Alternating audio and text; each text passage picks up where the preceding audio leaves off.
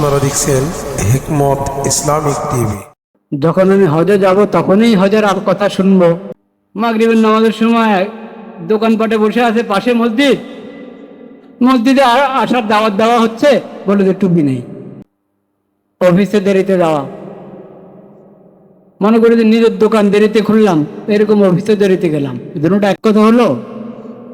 এমনকি নিজের দোকানটা যদি আপনি দেরিতে খোলেন, সেটার মধ্যে তো বেবরকতি, বরকত নষ্ট হয়। ওটাও সময় ঠিক রাখেন, রুটিন ঠিক রাখেন, বরকত হবে।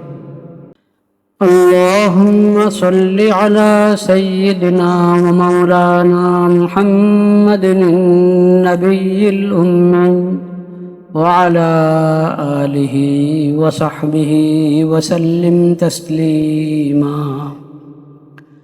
اللهم اجعل صلواتك ورحمتك وبركاتك على سيد المرسلين وإمام المتقين وخاتم النبيين محمد عبدك ورسولك إمام الخير وقائد الخير ورسول الرحمة. اللهم ابعثه مقاما محمودا يغبطه به الأولون والآخرون. اللهم صل على محمد وعلى آل محمد كما صليت على إبراهيم وعلى آل إبراهيم إنك حميد مجيد. اللهم بارك على محمد وعلى آل محمد كما باركت على إبراهيم وعلى آل إبراهيم إنك حميد مجيد. أما بعد، فأعوذ بالله من الشيطان الرجيم. بسم الله الرحمن الرحيم. الحج أشهر معلومات، فمن فرض فيهن الحج فلا رفث ولا فسوق ولا جدال في الحج، وما تفعلوا من خير يعلمه الله، وتزودوا فإن خير الزاد التقوى واتقون يا أولي الألباب. صدق الله مولانا العظيم وصدق رسوله النبي الكريم، ونحن على ذلك من الشاهدين والشاكرين، والحمد لله رب العالمين.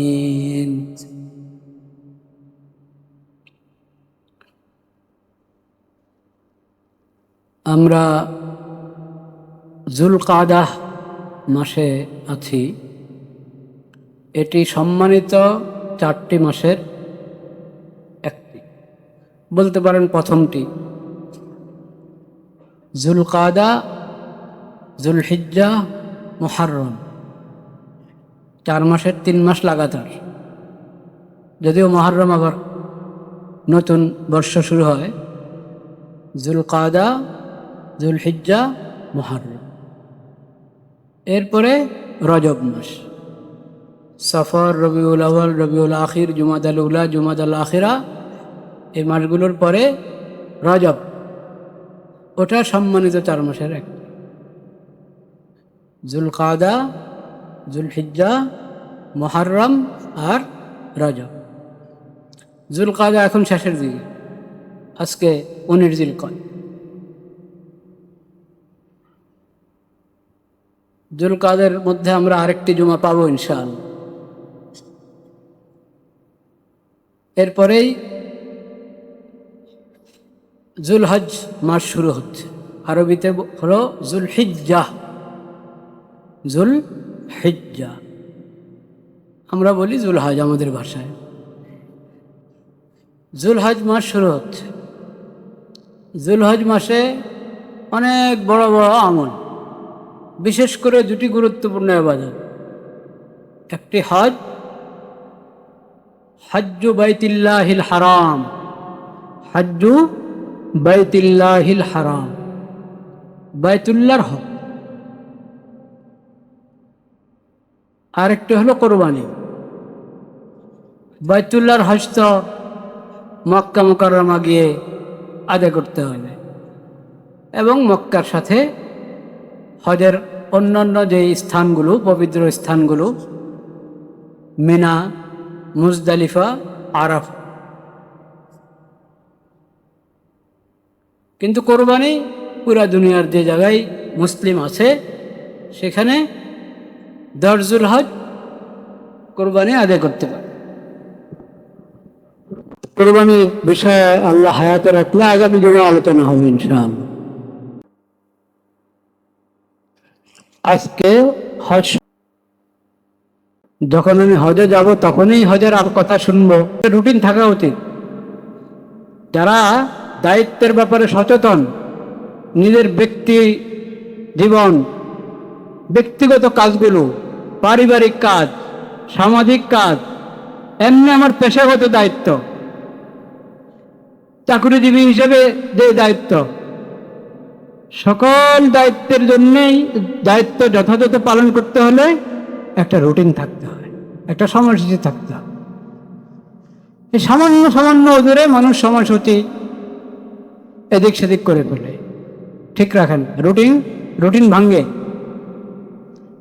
এটা উচিত না। এটা হলে কাজে বরকত হয় না।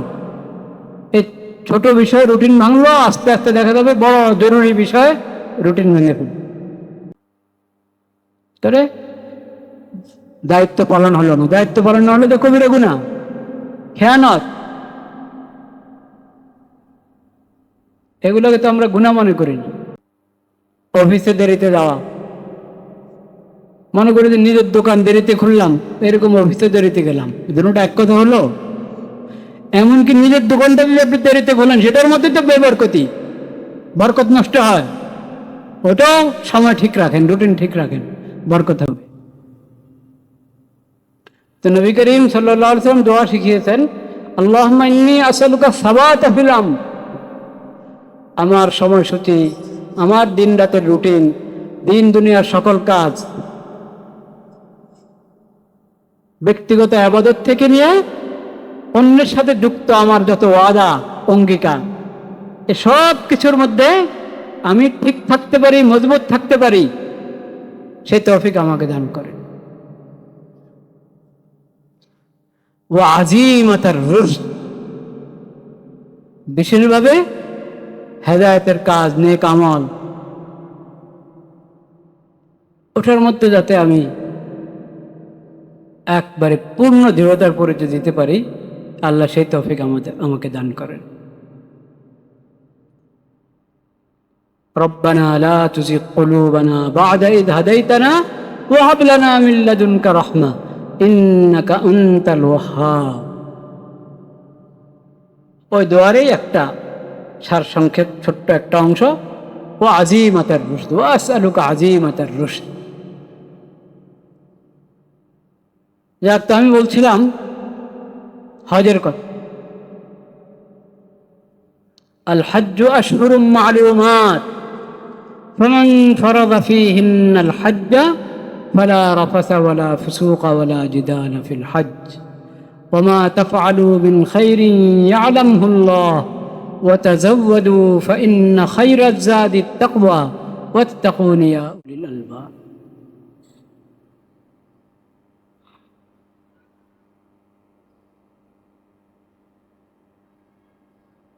হজ, গত সপ্তাহে আলোচনা হয়েছে যে কোনো শরীয়ত সম্মত ওজর যদি না থাকে, তারপরে হজ বিলম্ব করছে, এই বছর না পরের বছর, পরের বছর বাচ্চা থাকে, এই বছরও থাক পরের বছর, এইভাবে হজ বিলম্ব করা গুনাহ, পাপ। হজ ফরজ হওয়ার সাথে সাথে ব্যবস্থা গ্রহণ করো। ব্যবস্থা গ্রহণ করলে, নিয়ত করলে, তারপরেও তো বিভিন্ন কারণে দেরি হয়। যে বছর, যে আগামী 48-এর হজ কেউ হয়তো 47-এর নিয়ত করে ছিল, কিন্তু যেতে পারছেন না 47, হয়তো 48-এ যাবেন ইনশাআল্লাহ। কেউ 48-এর নিয়ত করছেন এখন থেকে, দেখা যাবে কাউ হয়তো 48-ও পারেননি। তো নিয়ত করার পরেও তো কত ওজোর দেখা দেয়। আমি যদি নিয়ত করতে দেরি করি সেটা আরো অন্যায়। সেজন্য হজ ফরজ হলে তড়িৎ ব্যবস্থা গ্রহণ করা, কোনো ছুতা বাহানা নিজের থেকে না বানানো।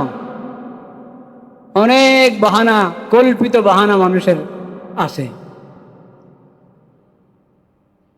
নিজের থেকে ওজোর বানায়, শরীয়ত সম্মত ওজোর না, আজীব আজীব ওজোর। যেরকম গ্রামে একটা কথা আছে, শহরেও থাকতে পারে আমি জানি না, বেনামাজির 72 ওজোর। বেনামাজির কি 72, নামাজ পড়বে না, নিয়তে নাই, এখন ওজোরের শেষ নাই। কি কি ওজোর? হুজুর টুপি নেই, টুপি নেই। টুপি ছাড়া কত মানুষ জুমায়ের নামাজ, ঈদের নামাজ পড়ে ফেলছে, ও বলছে টুপি নেই, এই জন্য ফরজ নামাজ জোহর, আসর, মাগরিব, এশা, ফজর। মাগরিবের নামাজের সময় দোকানপাটে বসে আছে, পাশে মসজিদ, মসজিদে আসার দাওয়াত দেওয়া হচ্ছে, বলে যে টুপি নেই, কাপড় নষ্ট। ওটা তো দেখ আরেকটু বড় ওজন। এগুলো কোনো ওজন না, টুপি নাই এটা ওজন না। টুপি না হলেও নামাজ সহি হয়, কিন্তু এটা আবার ভাববেন না যে যে ভাইরা আজকে টুপি ছাড়া আমি ওনাদের সমর্থন করছি, তা না, কিন্তু সমর্থন করছি না। আপনি হয়তো কোনো ওজোরে টুপি নাই মাথায়, বের হয়েছেন আরো আগে ঘর থেকে, টুপি সঙ্গে ছিল না, নামাজের সময় হয়ে গেছে, মসজিদে চলে এসেছেন, টুপি নাই মাথায়। ইচ্ছা করে যদি মানুষের নিয়ম বানায় যে আমি টুপি পরবো না, ইচ্ছা করে, এই টুপি আবার কি জিনিস, থাক, টুপি না হলে কিচ্ছু হবে না। কাজেই সারাদিনও টুপি পরে না, কোনো মাহফিলে মজলিসে যেত, অনুষ্ঠানে যেত, টুপি পরে না, আল্লাহর সামনে হাজিরা দিতেছে, মসজিদে নামাজে আসবে, সেখানে টুপি নাই, টুপি ছাড়া। এটা ভালো চিন্তা না, এটা কি না, ভালো চিন্তা না। কিছু ভাই আছেন, ওনারা বলেন আমরা তাহকিক করে আমল করি, আমরা তাহকিক করে কি করি, আমল করি। কি তাহকিক করে? হাদিসে আছে কিনা আমরা দেখব, হাদিসে যদি থাকে তাহলে টুপি পরবো, হাদিসে না থাকলে টুপি পরবো না। এখন নামাজের অধ্যায় পড়ে, নামাজের অধ্যায় হাদিস শরীফের কিতাবে, হাদিসের কিতাবে নামাজের অধ্যায় শুরু থেকে মনে করেন পড়ে গেল, 1 কিতাব 2 কিতাব 3 কিতাব পড়েছে, ওখানে নামাজের অধ্যায়ের মধ্যে উনি টুপির কোনো আলোচনা পান নাই। বস বেচারা ধরে নিয়েছে এটা টুপির কোনো জরুরত নেই, কোনো ফায়দা নেই, কোনো সওয়াবে নেই, না থাকলে কোনো সমস্যাই নেই। এরকম ভাবা ঠিক না। কারণ আপনি যদি 1-2 কিতাব 2-4 কিতাব পড়েই তাহকিক, আপনার গবেষণা পূর্ণ হয়ে যায়, রিসার্চ পূর্ণ হয়ে যায়, আপনার এই স্মার্টফোনে সার্চ দিলেন, সার্চ দিয়ে এই কিছু তথ্য আসলো, বুঝতে পেরেছেন, ওখানে আপনি দেখলেন না যে নামাজের মধ্যে টুপি পরার কথা কোনো খুঁজে পেলেন না, তো ভাবলেন যে না, এটা টুপির কোনো কিছুই নেই। এরকম ভাবলে হবে না রে ভাই। এলেম যদি এত সহজ হতো, এলেম যদি এত সহজ হতো, এত সস্তা হতো, তাহলে পুরো জিন্দিগি অক্ষ করার দরকার ছিল নাকি হুজুরদের? হুজুররা পুরো জিন্দিগি এলেমের জন্য অক্ষ করেন কেন? এলেমটা এত সস্তা না, সব কিছুই সার্চ দিয়ে আপনি পেয়ে যাবেন, এই ধারণা করা ঠিক না। সব কিছুই বাংলা এবং ইংরেজি অনুদিত, যে কোনো অন্য ভাষায় অনুদিত কিতাবগুলোর মধ্যেই সব পেয়ে যাবেন, এটা জরুরি না।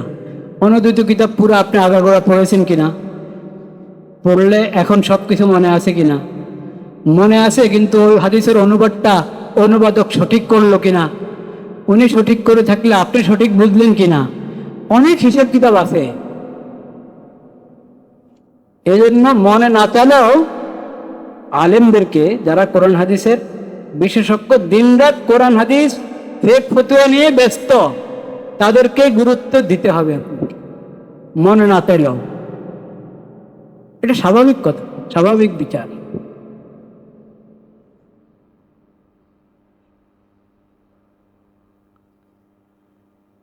তো এখন খোঁজারও তো নিয়ম আছে। আপনি যদি সাজ দেওয়ার কথা বলেন, টাচ করে সাজ দিবেন আর বের হবে, এটার মধ্যেও সবাই একরকম না, সবাই একরকম না। আপনি ইঞ্জিনিয়ার, আপনার সাবজেক্টের কোনো বিষয় সাজ দিচ্ছেন, এখানে অভিজ্ঞতার পার্থক্য হয় কি হয় না? হয়। পরে বলতে হয় আরেকজনকে, ভাই দেখো তো আমি তো পেলাম না, তো উনি দেখা যায় বের করে ফেলছে। তো এইখানে তো পার্থক্য হচ্ছে। তো দিন শরীয়তের বিষয়কে এত সস্তা কেন মনে করি? আপনি যদি অজুর অধ্যায় পড়তেন, হাদিসের 2-4-10 কিতাব পড়তেন, অজুর অধ্যায় পড়তেন কথার কথা, সেখানে পেয়ে যেতেন হাদিস। অজুর অধ্যায়, টুপির হাদিস। এটা তো চিন্তা করেন না আপনি, অজুর অধ্যায় টুপির হাদিস থাকবে।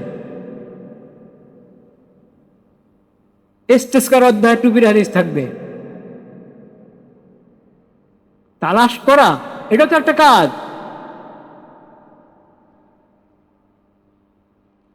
এরপরে যা খুঁজে, আরেকটু যদি খুঁজে, তো টুপি তো পায় না খুঁজে, পাগড়ি খুঁজে পায়। হ্যাঁ, তো পাগড়ি যেমন ঠিক আছে, টুপি টুপি ছাড়া পাগড়ি পরে আসেন না।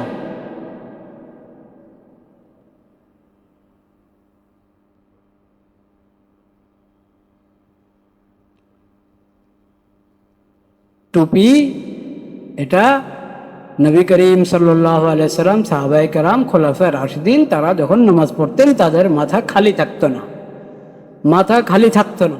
উপরে পাগড়ি বা শুধু টুপি বা শুধু পাগড়ি, বিভিন্ন রকম ছিল, কিন্তু খালি মাথা কখনো কখনো কারো ছিল হয়তো খালি মাথা, সেটা ভিন্ন কথা, ওজোরের কারণে, বা এটা তো আর ফরজ না, ওয়াজিব না, কোনো সময় নিলেন না। কিন্তু কিছু ভাই মনে করে টুপি না থাকাই সুন্নত, বলেন নাউযুবিল্লাহ। টুপি থাকার কোনো গুরুত্বই নেই। টুপি না থাকা একটা ফ্যাশন হতে পারে, টুপি না থাকা সুন্নত হতে পারে না, টুপি না থাকা মুস্তাহাব হতে পারে না। কিন্তু আবার এমনও না যে টুপি না হলে নামাজ পড়বেন না আপনি। হ্যাঁ, নামাজের ফরজ তারক হয়ে যাবে, ওয়াজিব তারক হয়ে যাবে, এমন কোনো কিছু না।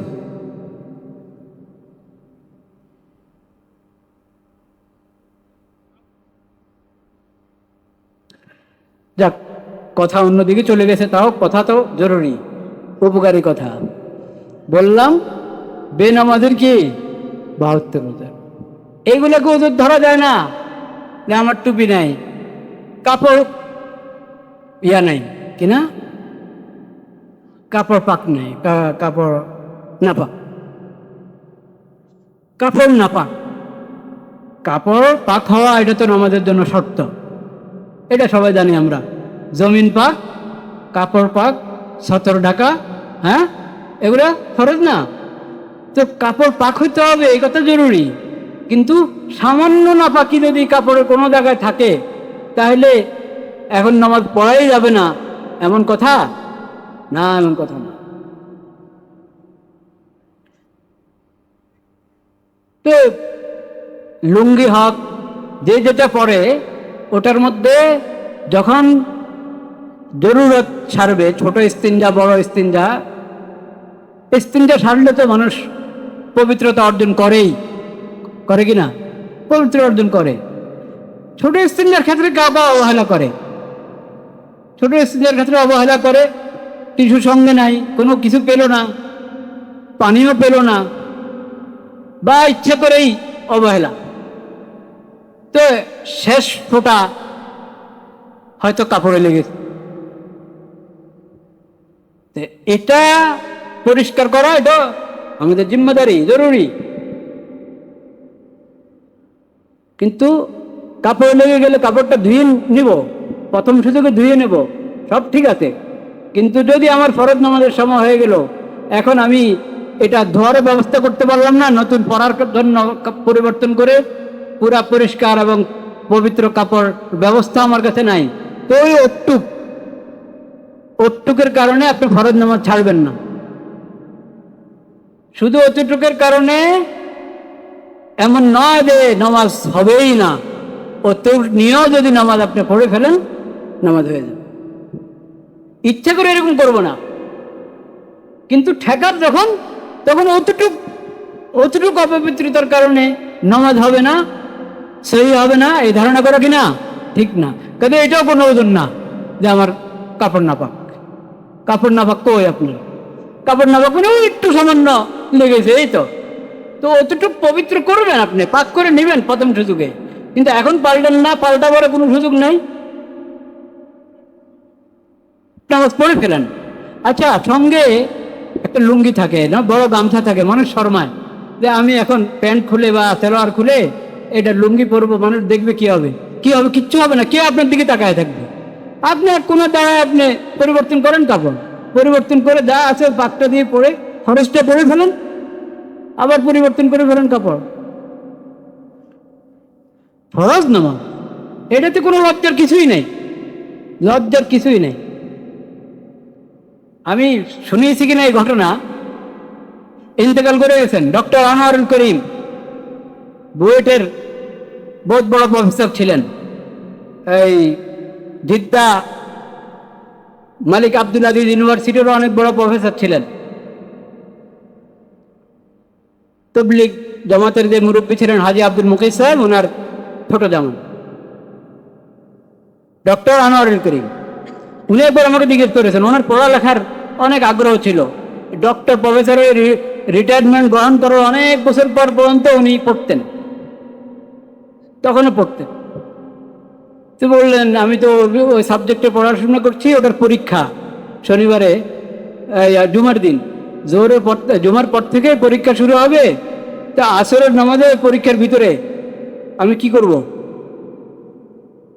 আমি কি দ্রুত লিখে আগে আগে বের হয়ে আসর নামাজ পড়বো? আমি বলি না, একবারে ধীরে সুস্থে রাখেন, আসরের সময় হবে, আপনি উঠেন, দাঁড়ান, পশ্চিম দিকে ফিরেন, অজু তো আছেই, উনি তো নেককার মানুষ ছিলেন, রোজাও বেশি বেশি রাখতেন, অজু অবস্থায় থাকতেন, আপনি পশ্চিম দিকে দাঁড়িয়ে বাস নামাজে দাঁড়িয়ে যান।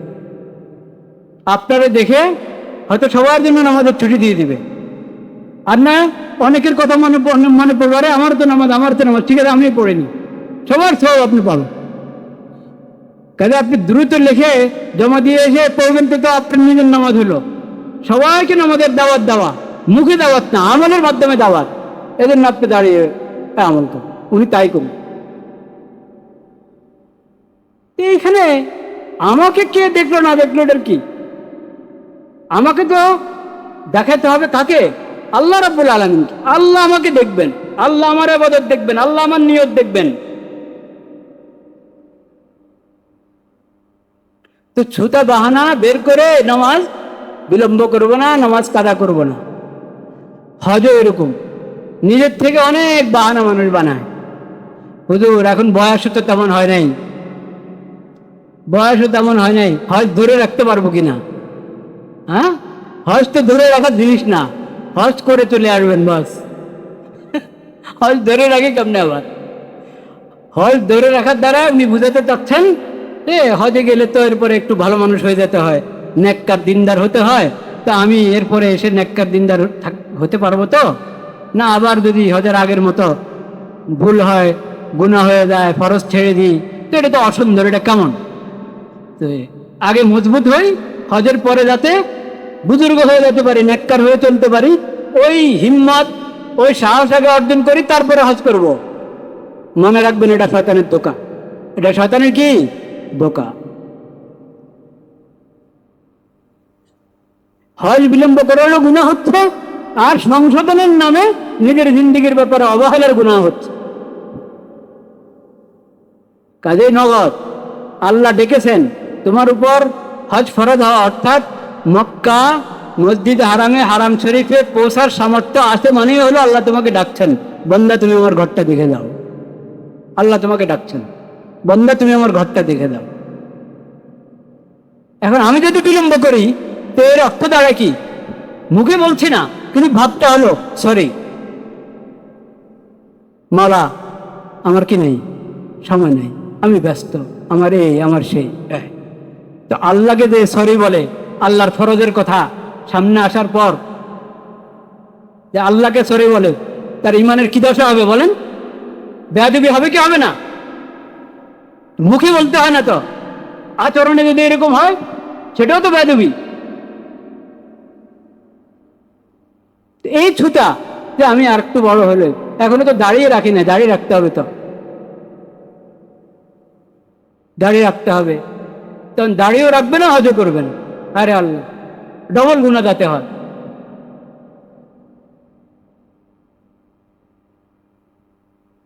মানুষেরও এক এক তবিয়ত থাকে। কেউ হজ করবে এই জন্য দাঁড়িয়ে রেখে দেয়, মিনা যেদিন হলক করে একসাথে সব হলক করে বলে। আরে হলক বুঝেন না, মুন্ডানো কেন? হজটাকে মিনায় দফন করে আসার দরকার আছে নাকি? তাও আমি বলবো, যে এই কাজ করেছে, ফরজ হজ যে আদায় করেছে, ওটার জন্য তাকে মোবারকবাদ, ধন্যবাদ।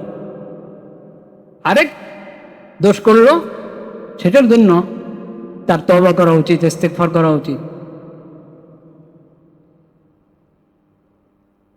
কেউ বলে আমার মেয়েটার বিয়ে এখনো হয় না, মেয়ে বিয়ে দিতে হবে। মেয়ে বিয়ের উপযুক্ত হয়ে গেলে তারে ঘরে রেখে গিয়ে হজ করা যায় না, বলেন নাউযুবিল্লাহ। কেন হজ করা যাবে না? তো ওর বিয়ের দেরি করছেন কেন? ফর্মালিটি মুক্ত বিয়ের মধ্যে তো কোনো সময় লাগে না। ফর্মালিটি, অতিরিক্ত ফর্মালিটি বাদ দেন, সুন্নত তরিকে বিয়ে করেন, দ্রুত হয়ে যাবে। ব্যবস্থা হলো না, কোনো সমস্যা নেই, সে ঘরে থাকুক, আপনি ওখানে গিয়ে অন্যান্য দোয়ার সাথে দোয়া করেন, আল্লাহ আমার মেয়ের জন্য উপযুক্ত ছেলে মিলিয়ে দেন, আমার ছেলের জন্য উপযুক্ত মেয়ে মিলিয়ে দেন। আল্লাহ আপনার যত বন্দারা মেয়ে আছে ছেলে খুঁজছে, ছেলে আছে মেয়ে খুঁজছে, সবাইকে দোয়া মিলিয়ে দেন। ইয়া আল্লাহ, দোয়া করেন না আপনি? নিজের জন্য দোয়ার করার আগে 10-এর জন্য দোয়া করেন, আপনার দোয়া দ্রুত কবুল হবে, তাড়াতাড়ি কবুল হবে।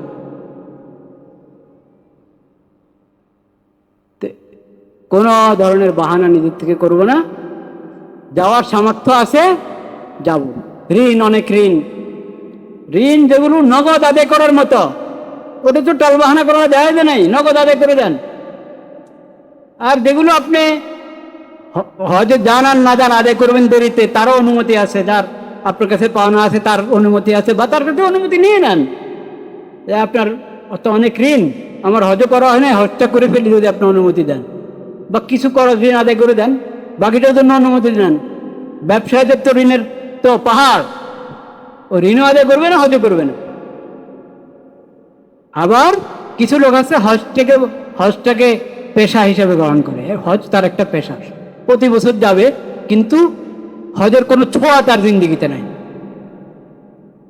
তার লেনদেন, চাল চলন, উঠা বসা, চরিত্র, ওটার মধ্যে হজের কোনো ছোঁয়াই নেই। কারণ হজ সে ইবাদত হিসাবে, নিজের ইসলাহের জন্য হজ করে না, হজ করে একটা কি, এটা তার পেশা, এটা একটা পর্যটন নাকি? হজকে এরকম পর্যটন বানাইতে নাই, পেশা বানাইতে নাই, হজ ইবাদত। যে আয়াত পড়লাম, আমি আয়াত সম্পর্কে দু একটা কথা বলে শেষ করছি। ফামান ফারাদা ফীহিন্নাল হাজ্জু আশহুরুম মা'লুমাত, ফামান ফারাদা ফীহিন্নাল হাজ্জা ফালা রাফাসা ওয়ালা ফুসুকা ওয়ালা জিদালা ফিল হজ। হজের ইহরাম বাঁধা, এখন কোনো অশ্লীল কথা, অশ্লীল কাজের ধারাও দেওয়া যাবে, এমনি তো দেওয়া যাবে, এমনি অশ্লীলতা থেকে দূরে থাকতে হয়। কিন্তু মানুষের স্বামী স্ত্রীর যেই সম্পর্ক, যে তাআল্লুক, যেটা শরীয়ত সম্মত, সেই সম্পর্ক ওটাও বন্ধ থাকবে। বিশেষ সম্পর্কটা ইহরামের পরে কি থাকবে? বন্ধ থাকবে। ওয়ালা ফুসুকা ওয়ালা জিদালা ফিল হজ, যে কোনো গুনাহ, অন্য সময় গুনাহ, অন্য সময় পাপ, ইহরামের পরে এই পাপ আরো কঠিন পাপ, আরো বড় গুনাহ, গুনাহ থেকে বেঁচে থাকো। ওয়ালা জিদালা ফিল হজ, ঝগড়া থেকে বেঁচে থাকে। হজের এরম মতলব আবার ঝগড়া করবা না। এই ঝগড়া সম্পর্কে সতর্ক করতে চাচ্ছি আমি আমাকে, আমাদের সবাইকে। ঝগড়া এমনি খারাপ জিনিস। এহরাম অবস্থাও খারাপ, এহরামের বাইরেও খারাপ, কিন্তু এহরাম অবস্থায় আল্লাহর ঘরের মেহমান হয়ে আমি যাচ্ছি, এহরামের পোশাক পরা, মুখে তালবিয়া লাব্বাইক আল্লাহুম্মা লাব্বাইক লাব্বাইক লা শারীকা লাকা লাব্বাইক ইন্নাল হামদা ওয়ান নি'মাতা লাকা ওয়াল মুলক লা শারীকা। এখন কিসের ঝগড়া? কিন্তু আপনি দেখবেন হজের নিয়ত করার পর থেকে যখন ব্যবস্থা গ্রহণ করে ওই থেকে নিয়ে ভিড়া পর্যন্ত ঝগড়া চলে কি চলে না? চলে। অনেকের এই অভ্যাস, ঝগড়া করবে। এই জন্য আল্লাহ বিশেষভাবে বলেছেন ঝগড়া করো না। বিতর্ক, বিবাদ, বিসংবাদে লিপ্ত হবে না, সবর করো। হজের মধ্যে হলো শুকর সবর। তুমি তো আল্লাহর মেহমান, তো আল্লাহর মেহমান দেখেন, একটা হলো বন্ধুকে ডাকে, সেখানে তো মেহমানের সব ধরনের খাতির তাওয়াজুরেই খালি খেয়াল করবে, তার অন্য দায়িত্ব তো গ্রহণ করা মেজবানের কাজ না। কিন্তু হাজী সাহেবরা আল্লাহর মেহমান। আল্লাহ তো আমাদের রব, মাহবুদ, আমাদের খালেক এবং মালিক না, শুধু মেজবান। আল্লাহ আমাদের মেজবান, কিন্তু আল্লাহ রহমান রহিম, যেমন আমাদের রব, আমাদের খালেক, আমাদের মালিক। তা আমাদের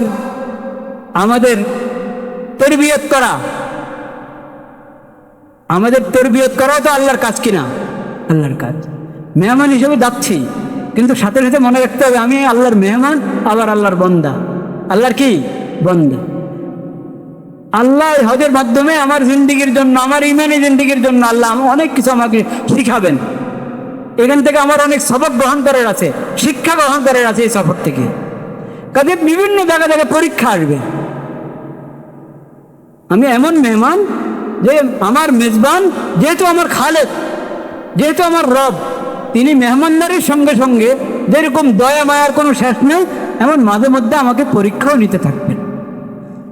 তো ওই পরীক্ষার ক্ষেত্রগুলোর মধ্যে আমি যদি সবর না করি, ধৈর্যের পরিচয় না দিই, খালি গরম হয়ে যায়, রাগ হয়ে যায়, আর রেগে গিয়ে একে ধমক দিই, তাকে অমুককে ধমক দিই, খাদেমকে ধমক দিই, নিজের সাথীদেরকে ধমক দিই, মুআল্লিম এবং গ্রুপ লিডার নাকি কি বলে, তাকে ধমক দিতে থাকি, তো হবে না। তাহলে পরীক্ষা ফেল হয়ে গেলাম, পরীক্ষায় ফেল। আল্লাহ আগে বলেছেন ওয়ালা জিদালা ফিল হজ, লড়া ঝগড়া করো না। ইমিগ্রেশনে ওখান থেকে নেমে জিদ্দা থেকে মক্কায় বা মদিনা যেখানে যান, বাসের যে ভোগান্তি, কারো হয় কারো হয় না, কারো কম কারো বেশি, সবগুলো তো আগে থেকে মানসিক প্রস্তুতি গ্রহণ করেন যে বের হয়েছে আল্লাহর রাস্তায়। বের হয়েছে কি? এমনি তো দিনের যে কোনো কাজে আল্লাহর রাস্তা, যে কোনো ইবাদত বন্দেগী, যে কোনো নেক আমল আল্লাহর রাস্তা। কিন্তু সবচেয়ে বড় আল্লাহর রাস্তা হলো হজ এবং জিহাদ ফি সাবিলিল্লাহ। হজ এবং কি জিহাদ ফি সাবিলিল্লাহ, এই সবচেয়ে বড় আল্লাহর রাস্তা। বের তো হয়েছে আমি আল্লাহর রাস্তায়, কাজে আমি সবর করি। গুরুত্ব মানুষ ধৈর্য হারা হয়, কিন্তু ধৈর্য হারা হলেই আমি এটা প্রকাশ করতে হবে না। ধৈর্য মনে মনে ধৈর্য হারা, কিন্তু আচরণে ধৈর্য হারা নয়, কথাবার্তাতে চালচলনে ধৈর্য হারা নয়। এটার যদি আমি খেয়াল রাখি যে আমি হজের মধ্যে আল্লাহর মেহমান, আবার আমার আল্লাহর বান্দা। আল্লাহ আমার খালি মেজবান না, আল্লাহ আমার রব। আল্লাহ আমার কি রব। ইনশাআল্লাহ সহজ হবে ধৈর্য ধরবেন, তাহলে হজের যাবতীয় সুফল পাওয়া যাবে। আর ধৈর্য হারা হয়ে যদি শুরু থেকে শেষ পর্যন্ত খালি তর্ক, বিবাদ, বিসংবাদ, আর একজন আরেকজনের খালি গালমন্দ করতে থাকি, ঝগড়া করতে থাকি, আমি এই পাই না সে পাই না, কথা ছিল এটা দিবা ওটা দিবা, এই দাও না সে দাও না, কথা সব ঠিক আপনার, অভিযোগ যদি সব করতে হয় তো সব অভিযোগ কি পেশ করতেই হবে। একবারে তোয়াফের সময় একবারে মসজিদে হারামে বসে, আর আপনি যে বাসায় থাকেন মসজিদে হারাম থেকে যত দূরে থাকেন, হারাম শরীফের এরিয়ার ভিতরে থাকেন, এটা মনে রাখতে হবে। আল্লাহ তাআলা সেই তৌফিক আমাদেরকে দান করে।